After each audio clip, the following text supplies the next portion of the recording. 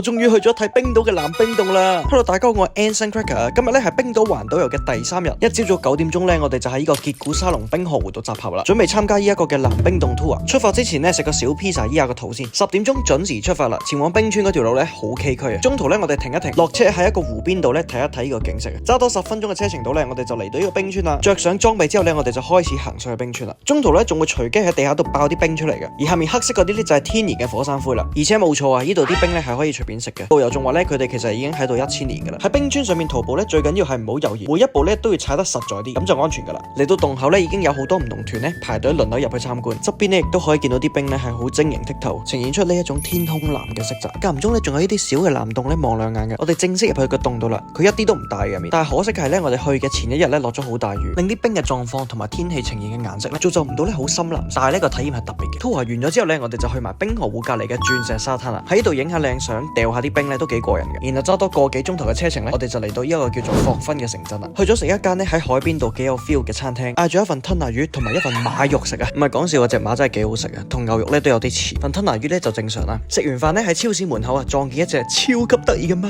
啊！房間好新淨啊，樓底好高啊！如果好彩啊，仲可以有呢個大窗望到出面嘅極光啊！好啦，我哋冰島第3日就係咁多啦，我哋第4日見。